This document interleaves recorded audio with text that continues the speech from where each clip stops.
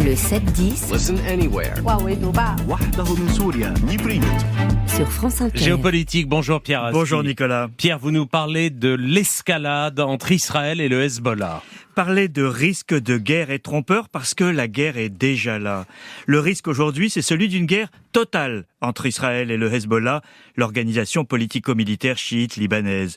L'escalade est sensible et menace à tout moment de dégénérer, ajoutant la guerre à la guerre, un deuxième front après celui ouvert par Israël voici plus de 8 mois dans la bande de Gaza, en riposte au massacre du 7 octobre. Une guerre qui aurait des conséquences désastreuses pour le Liban, déjà affaibli par sa propre crise interne.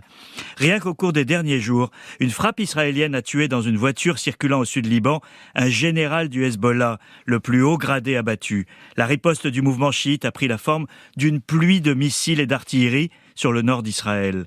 Israël qui a de nouveau ciblé hier un cadre du Hezbollah. De mois en mois, les cibles et les armements utilisés franchissent des seuils.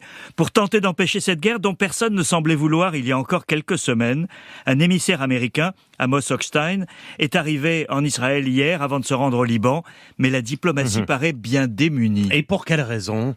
Il y a une double logique de guerre, Nicolas.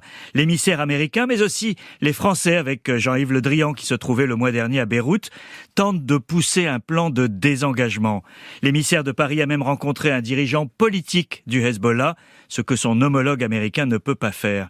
Mais le contexte n'est pas porteur. Du côté du Hezbollah, il y a le lien établi par le chef de l'organisation, Hassan Nasrallah, entre les deux fronts, Gaza et le sud Liban. Si le premier ne s'arrête pas, le second non plus. L'ancien ministre français a plaidé pour déconnecter les deux sujets, mais il y va de la posture régionale du Hezbollah et à travers lui, de l'Iran, qui veut se montrer solidaire de la bande de Gaza sous les bombes.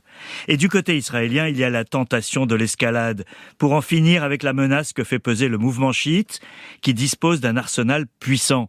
Il y a la pression des dizaines de milliers d'habitants du Nord qui ont été évacués depuis des mois et les images d'incendies provoquées par les missiles du Hezbollah qui alimentent un désir de revanche. Israël, Pierre, peut-il faire face à deux fronts à la fois ? Alors c'est une des questions qui se posent en effet, car une guerre au Liban serait d'une autre ampleur que celle que mène actuellement l'État hébreu à Gaza, déjà sans atteindre ses objectifs. Ajoutons-y l'équation de politique intérieure israélienne, celle personnel de Benyamin Netanyahou, qui semble engagé dans une fuite en avant sans stratégie évidente. Celle d'une société sous tension entre les partisans nombreux d'un accord pour libérer les otages et une extrême droite virulente qui pousse à l'escalade. La dissolution hier du cabinet de guerre israélien en est le reflet, avec le refus de Netanyahou d'y intégrer les ministres d'extrême droite. Le sort de la guerre et de la paix dépend donc de tous ces facteurs dans une crise régionale que les acteurs extérieurs ont bien du mal à contenir.